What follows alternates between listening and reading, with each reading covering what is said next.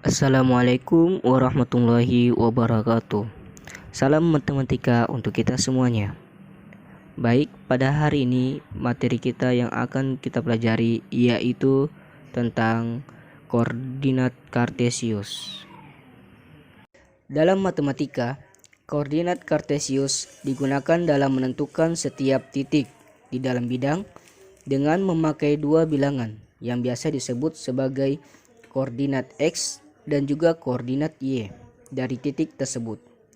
Nah, untuk mendefinisikan koordinat diperlukan dua garis berarah tegak lurus satu sama lain, yaitu sumbu X dan sumbu Y. Nah, teman-teman bisa perhatikan bidang kartesius berikut, ada sumbu X dan sumbu Y. Selanjutnya, teman-teman perhatikan titik-titik tersebut. Teman-teman amati posisi titik A, B, C, dan D terdapat sumbu X dan sumbu Y.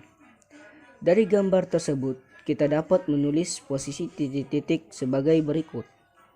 Titik A berjarak 2 satuan dari sumbu X dan berjarak 1 satuan dari sumbu Y. Selanjutnya, titik B berjarak 2 satuan dari sumbu X dan berjarak 2 satuan dari sumbu Y. Selanjutnya, titik C berjarak 3 satuan dari sumbu X dan berjarak 2 satuan dari sumbu Y. Titik D berjarak 3 satuan dari sumbu X dan berjarak 4 satuan dari sumbu Y.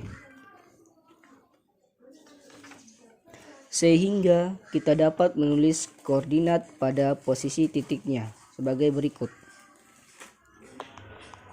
Titik A 2,1, titik B negatif 2,2, titik C negatif 3, negatif 2, dan titik C 3, negatif 4.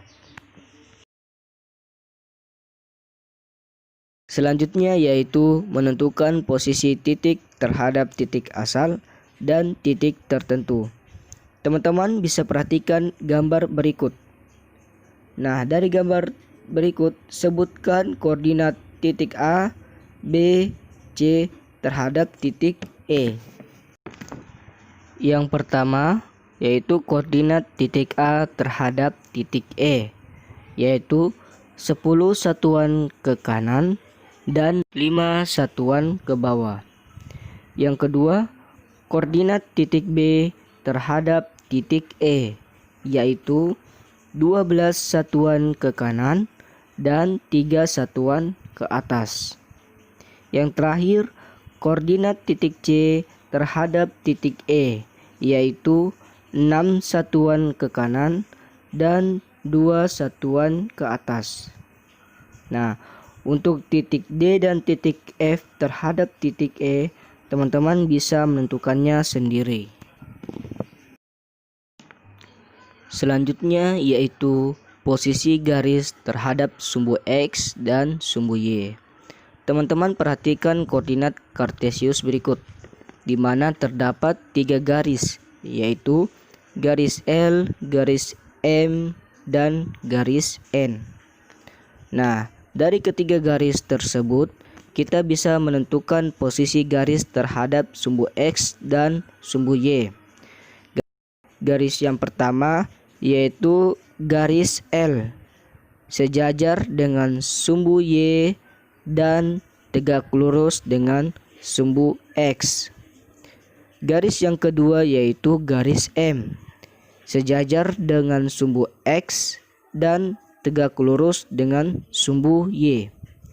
Dan garis yang terakhir yaitu garis N, memotong sumbu X dan sumbu Y. Jadi dari ketiga garis tersebut kita mendapatkan posisi garis terhadap sumbu X dan sumbu Y, yaitu sejajar, tegak lurus, dan saling memotong. Selanjutnya, teman-teman perhatikan contoh berikut ini. Diketahui titik A 3,2, titik B 3,-6, dan titik C -5,2. Yang pertama, jika dibuat garis titik A dan B, maka kedudukannya yaitu garis yang melalui titik A dan B tegak lurus pada sumbu X dan sejajar dengan sumbu Y.